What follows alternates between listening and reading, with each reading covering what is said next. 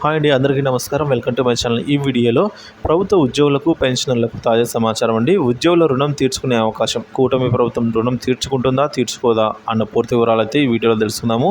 వీడియోని ఎక్కడ కానీ స్కిప్ చేయకుండా ఎండ్ వరకు చూడేటప్పుడు పూర్తి ఇన్ఫర్మేషన్ అర్థమవుతుంది. వీడియోకి ఒక లైక్ చేయండి ఫ్రెండ్స్. ఒక విషయానికి వచ్చినట్లయితే ఉద్యోగుల రుణం తీర్చుకునే అవకాశం అయితే ఉద్యోగులంతా టీడీపీ కూటమి ప్రభుత్వానికి అయితే ఇవ్వడం జరిగిందండి. మరి బాబు రుణం తీర్చుకుంటారా లేదా అనే విషయాలు అయితే తెలియాల్సి ఉంది. ఇటీవల జరిగిన సార్వత్రిక ఎన్నికల్లో వైసీపీ ఘోరంగా ఓడిపోవడానికి కూటమి బలంగా గెలవటంలో ఉపాధ్యాయులు, ప్రభుత్వ ఉద్యోగుల పాత్ర అత్యంత కీలకమనేది మనకు తెలిసిన విషయమే. ప్రధానంగా ఉపాధ్యాయులు అయితే అవుట్ రేట్గా కూటమికి మద్దతు పలికారు. అయితే వారికి బాబు షాక్ ఇవ్వబోతున్నారని అంటున్నారండి. అవును, ఎన్నికల్లో హామీలు ఇవ్వడానికి అధికారంలోకి వచ్చిన తర్వాత వాటిని నిలబెట్టుకోవడానికి చాలా వ్యత్యాసం ఉంటుంది. అయితే జనాలను నమ్మించగలిగితే చాలు, ఓ 5 ఏళ్ళు ఇబ్బంది ఉండదు అని. సో ఈ విధంగా ప్రస్తుతం ఏపీలో కూటమి ప్రభుత్వం కొలువుదీరింది. అనంతరం సిపిఎస్ రద్దు అంశంపై మరోసారి తెరపైకి వచ్చింది.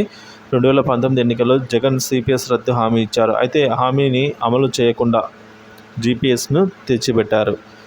అయినా దీనిపై ప్రభుత్వం, ఉద్యోగులు సీరియస్గా రియాక్ట్ అయ్యారండి. ఈ పద్ధతి వద్దో మొర్రో అని ఉద్యోగులు గొంతెత్తారు.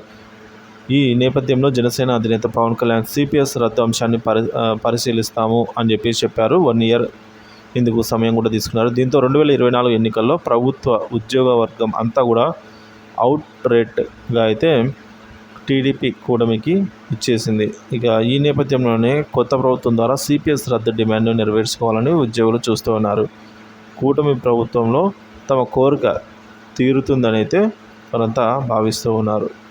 మరి ఈ అవకాశాన్ని కూటమి నాయకులు నిలబెట్టుకుంటారా లేదా అనేది తెలియాల్సి ఉన్న అంశం అండి.